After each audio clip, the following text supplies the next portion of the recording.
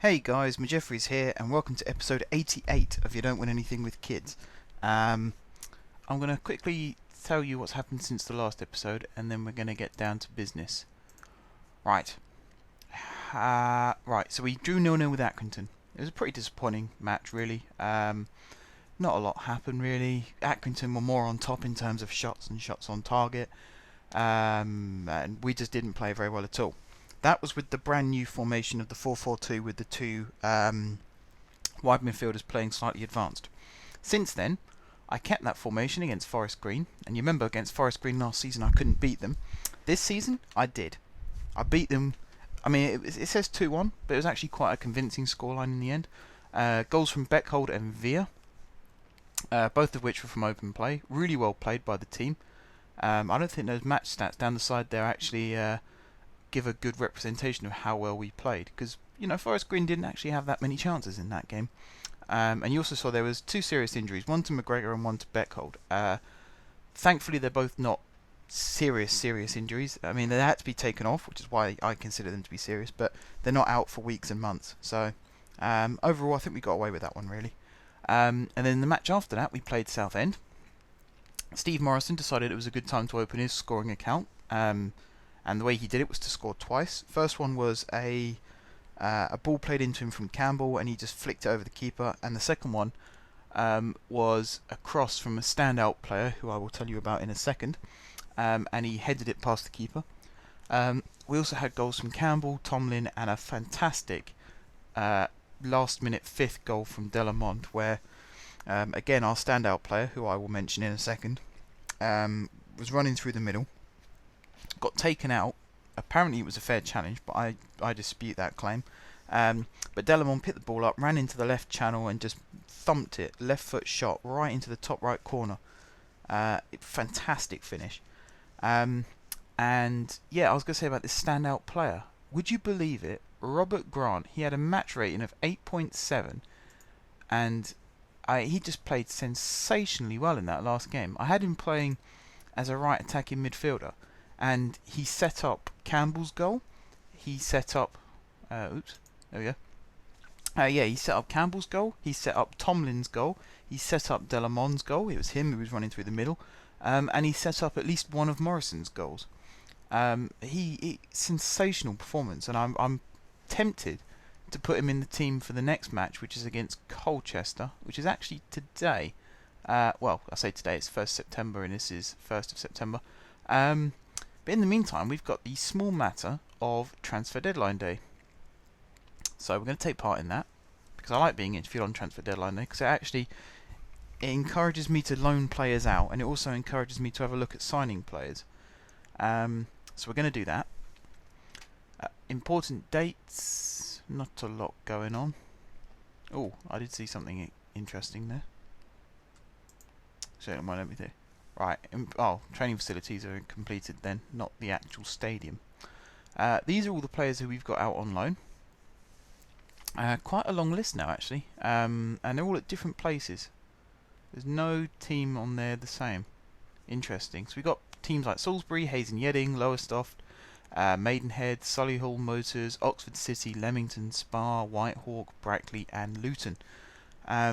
Luton, I think, is the best place for Robert Plant. He's going to develop a lot there, because he's playing proper first-team football, let's say, for Luton, who are, I believe, on here still in Skrill Premier. The rest of the teams, maybe Salisbury and Hayes and Yedding, are actually in the Premier as well, but the rest of the teams, I think, are below that. So, not the best place to learn your trade, but it gets them first-team football, so it could help. Offers for Cartwright. Man City and Spurs both want Cartwright. Well, they can both off. We got a new sponsorship deal. 35k over 3 years. 35k per year over 3 years. That's not bad at all. Can't frown at that. We've got Cartwright named in the Team of the Week. Via came second in Player of the Month, but he won Young Player of the Month. Jones came third in that, so that was pretty good. I'm actually going to have a little word with him about that. Congratulate him. There we go. I think he's happy with that.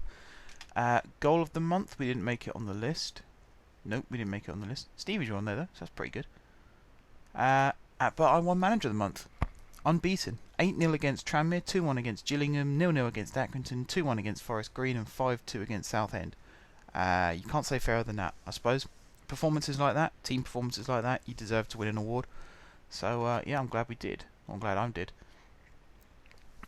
Reading have accepted another offer for Luke James. See, I was looking at him before, because obviously we had him on loan, I think it was the start of last season, wasn't it? And I was tempted to bring him back, but then I'm looking, if I go attacking midfielder right, he's not very high on the list. Bobo's the top actually, then Delamond, then you got players further down like Drewson, Carino, Thompson, and as a striker he's only 5th best as well, so I'm actually going to withdraw that. However, I am going to start looking for other players. Let's check the transfer list. It's been a while since I actually brought a player in on a permanent deal. And instantly I was drawn to the likes of, J. Emmanuel Thomas, who is a sensational young player. Kizenga Luwalawa, who, I've seen better, I suppose. I don't know who to bring in. I kind of want to bring in a game changer who isn't going to change too much, if that makes sense. So, if I was to bring in a player like, let's say, need to find a good example. In fact, I don't think there are any good examples on here. Alright, let's say if I was to bring in a player like J. Emmanuel Thomas. He's a really good player. He can win us matches, but he still needs a solid team built around him. So, he's not what I'd call a game changer. So, if I was to bring him off the bench, just him suddenly being on the pitch wouldn't win me the match. I'd still need the rest of the team to combine together and to perform together. Whereas if you've got players like, I don't think there'd be anyone on this list, but there's other players. Let me use an example from the top of my head. If you were to sign a player like, in real life at the moment, again, when I'm filming this, it's relevant, but by the time this goes out on YouTube, it'll probably be beyond. But I was reading reports about, say, teams like PSG and Man United and Chelsea, all the players that they're interested in signing.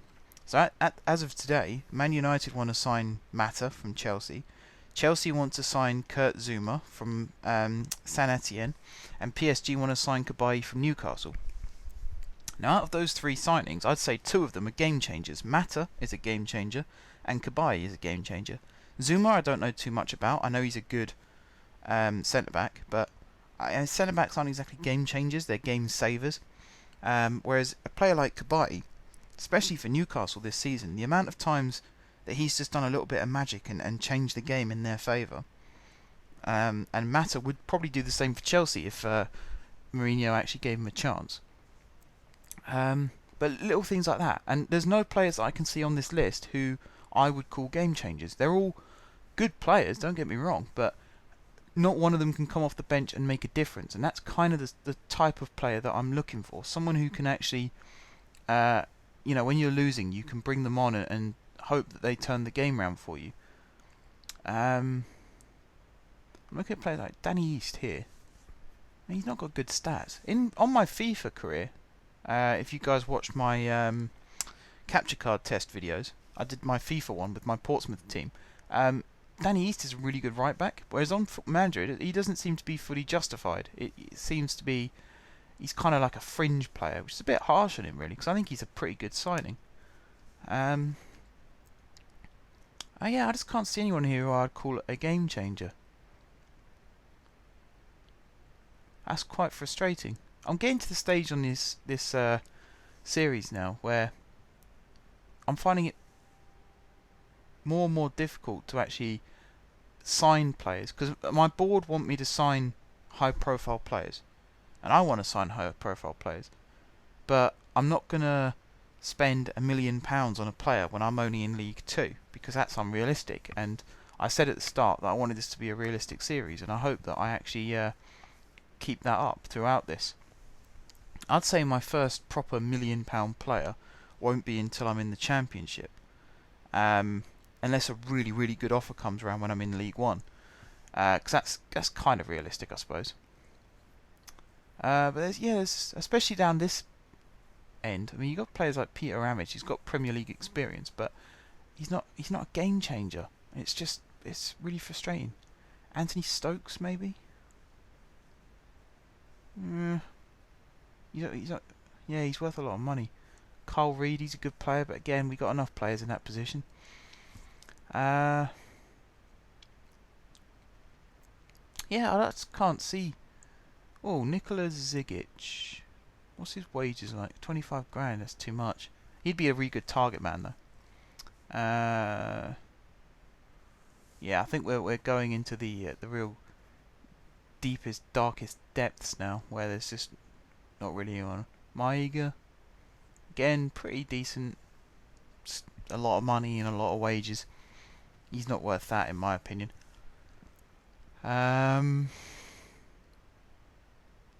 Josh Payne, no. Woking, he's probably not going to have very good stats.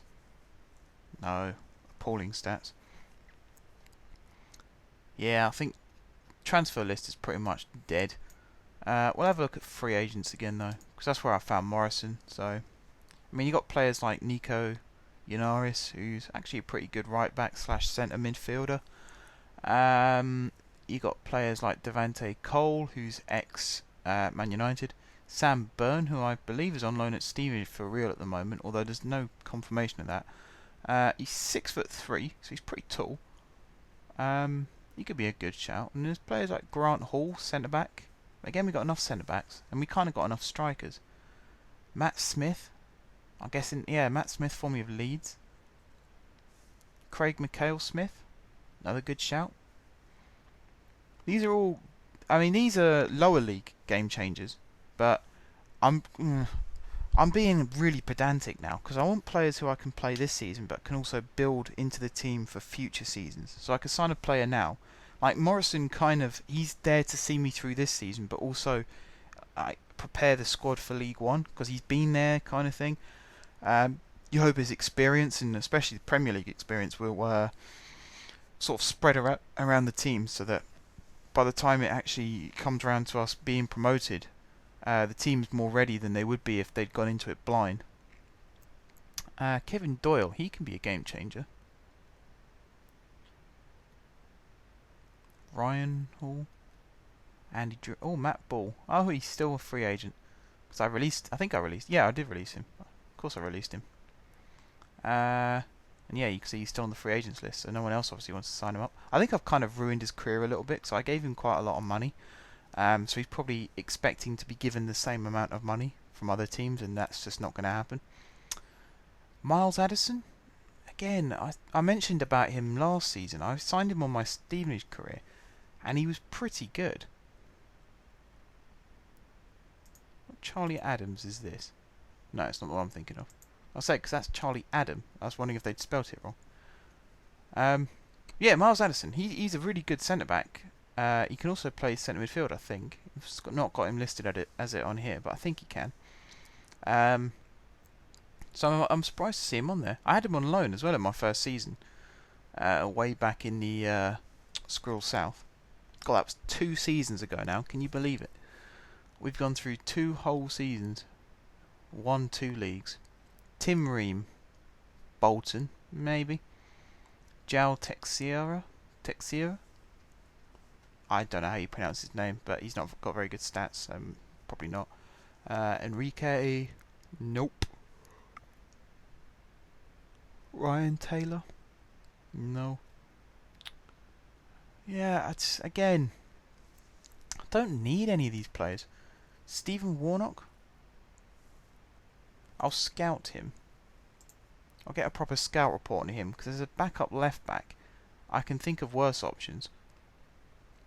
Callum Willock, is that the same Callum Willock that used to play for Stevenage? Wow, it is the same Callum Willock who used to play for Stevenage. He scored a total of 6 goals in 38 games. He was useless. One of the worst strikers I've ever seen. And that's saying something. Mark Hudson. Bloody hell. Look at all these players who've been released. Mark Hudson is currently captain of Cardiff City. So what's this? 2013-14, that's the season we're in, isn't it? So he made 26 appearances for them. Then he made 6 appearances in the next season. And then he got released. Why? He's a good player. That's a strange one. Again, I mean, if anyone else is playing this game at this stage, look at these players you can get. Andy Lonergan, Mark Hudson, as I've just said, Wes Hoolahan. He'd be a good shout for any team, provided you could afford him, of course. Even like players like Jermaine Johnson. I mean, he's not bad. Ex-Sheffield Wednesday. Just not the kind of player I'm looking for, unfortunately. Cleverson. Did he used to play for Man United? Yes, he did. There he is. £6 million. And he only made 20 appearances. And he left for 2.6 million. That's the typical Man United way, isn't it? They do that a lot. Let's see if I can sign him on a free transfer. Let's see what Mr. Searcher can do for us there. Fabian Vargas. I'm aware of him as well. He's a good centre midfielder. Dean Shields. He's on here. There's a lot of interesting players available. Just how many of them do I actually need or yeah, just need, because I want as many good players as I can sign. It's just where do I play them? I don't want to end up signing lots of players and then not being able to play them, because that's just unfair. Chris, Brazilian.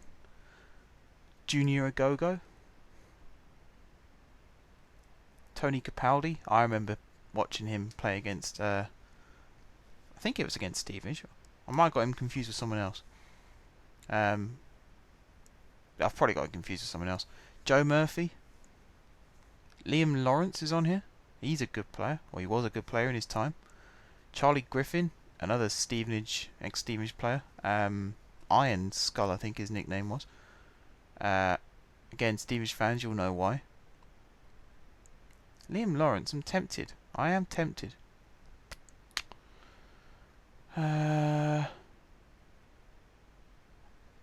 I think, yeah, again, like transfer list, I've kind of exhausted this list. Liam Envermarum, best player in the world according to him, and him alone. Yeah, I've exhausted this list, guys. This is basically a nothing episode again, really. We're coming up to 20 minutes and I haven't actually done anything. What I'm going to do is I'm going to progress this, just in case something comes up in the next screen. Hazard offer accepted. I'm not getting excited because I'm pretty sure that's not the one I'm thinking of. If I'm right, it'll be Eden Hazard's brother, which is, I think his name's Torgan? Thorgan? Yeah, Torgan. I mean, bloody hell though, he's got good stats. It's just a case of where do I play him? Ooh, do I have any reports for him? I mean, where can he play? That's his only position, really. I suppose he could play centre midfield. But I've got enough centre... I can't. I've got enough centre midfielders. I mean, I've got players like Delamond, Bobo, McGregor, McConnor, Douglas Pringle. I was about to say Frederick, but I don't anymore. He's signed for another team now, so I'll have to do a Tim Payne on him, bring him in at a later date. Who else have I got? Forster Kasky, Mantum. I'm missing out lots of people here. Who else have I got in my midfield? Rooney, John Rooney, who actually hasn't made an appearance for me yet this season, so that needs to change. Right, Cleberson has agreed terms. We'll see if he actually signs. Yeah, loan out Liam King, why not? Ooh, was that Vazte? What the bloody hell have I signed Vazte for? That's Searcher. He's a little person sometimes, he really is. What the hell? He thinks he's going to get playing time with me. Does he? How old is he? 28. He's rubbish. Get out of my club. So, why is he bringing in players like Vazte? I don't need Vazte. Get out. Right, end of financial fair play. We're 180k per week less than we need to be. So that's fantastic. Yeah, I'll just answer that one. If anyone saw what I answered there, well done. To be honest, this episode's coming to a very swift conclusion. We got a match against Colchester coming up very, very shortly. But I will put that in a different episode. Right. I don't think we're going to get... Oh, we did get a work permit for Cleberson. £850 a week. That's not bad. That is not bad. I think he should make his debut. I mean, what's his fitness like? 40%. Not the best. Let's have a look at his report, because he might actually... Oh dear. Oh, he's a long way down. Okay. Yeah, yeah. Backup. He's a good backup choice. He's got experience. Well, yeah. Let's just go with that. He's got experience. Now, Searcher's trying to bring in Warnock, which is good. We'll have the cover at the left back position again. And there he is. Mr. Warnock, £7,500 a week. Jesus. He better be washing his own kit for that amount of money. What's his stats like? Oh, he's actually our best left back. He's better than Jones. Okay. He might be making his debut as well then. What time was kick-off in our match? It was quite late in the day, really, wasn't it? I'm just wasting time now until that match, and then I'll end this episode, start a new episode, and we'll play that match.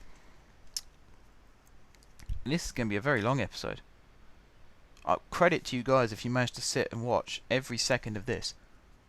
Here we go. Right, this episode's going to finish now, guys. I can't apologise enough really, because I thought that I was going to be quite busy signing players, bringing players in, loaning players out, maybe even selling one or two, but none of the best ones, of course. And it died. Nothing really happened. We brought in Cleberson and Warnock, as you saw. Nobody went out the door. We had a look at endless lists of players and found nobody of interest. And we rejected a couple of deals of players that we didn't want to bring in. So, yeah, that's the end of that episode, really, guys. So, thank you very much if you did decide to watch this one. If you haven't subscribed to my channel, I promise you that if you do, there will be better videos than this one. So, do click the subscribe button. If you have already subscribed to my channel, thank you, guys. Don't click the unsubscribe button because, like I said, there will be better episodes than this one coming up. And until next time, guys, I will see you soon.